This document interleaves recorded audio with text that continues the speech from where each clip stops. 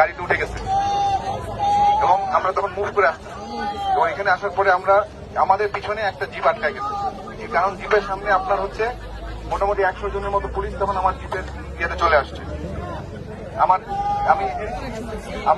মানে জিপের ভিতরে তো 100 জন হয় না, জিপের মধ্যে পুলিশ জোর করে উঠে গেছে, ফায়ার করতেছে। ওখানে আমার অফিসার ছিল।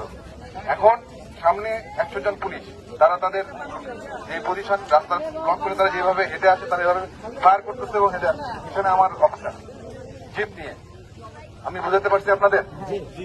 তারা কিন্তু ফায়ার করতে করতে বাইপাইল পার হয়ে পল্লীবুদ্ধ হয়ে এই পর্যন্ত এসে তারা এখানে আত্মসমর্পণ করছে।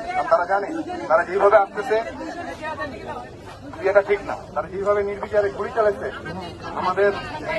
আমাদের নিজেদের সাধারণ ভাই বোন, আমি নিজের চোখে দেখেছি। তো আমি জন্য আপনাদের বলতে আপনারা হয়তো অনেকে ওখানে দেখেন নাই বা দূরে ছিলেন বা অনেক শুনেছেন। আমি যখন ওখানে গেছি আমি দেখছি আমাদের লোকজনের গায়ে যে গুলি লাগছে তারা এসে দেখাচ্ছে এবং এটা শুধুমাত্র যে আপনার দিয়ে বুলেট ফায়ার করেছে তা না, তারা এখানে মারণাস্ত্র হিসেবে ওটাকে ব্যবহার করেছে।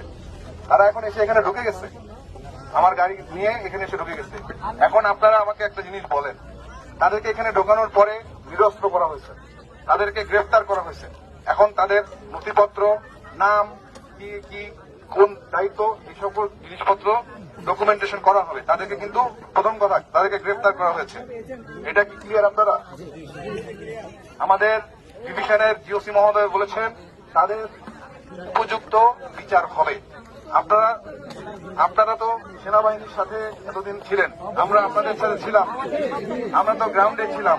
দেশের জনগণের যান মালের নিরাপত্তার দায়িত্ব আপনাদের। আমরা একটা অনেক বড় সমস্যার সমাধান করে আজকে এখানে এসে পৌঁছাইছি।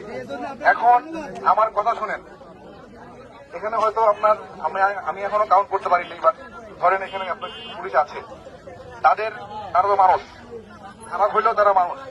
এখন আপনি যদি একজন মানুষকে আপনার সঙ্গে সে না হয় একটা অপরাধ করে আসছে, এই জন্য কিনা এখন আপনি তাকে নিয়ে এসে আমি এখানে ইয়ে করবো, তাকে আমি এখানে পানিশমেন্ট দেবো?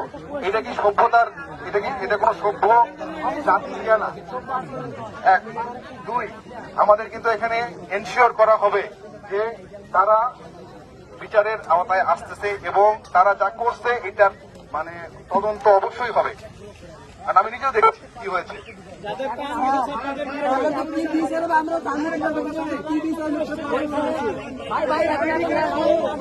আপনারা সবাই বলবেন না,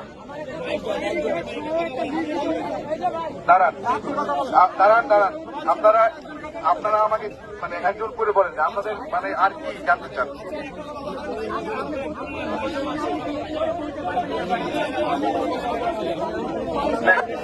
পুলিশের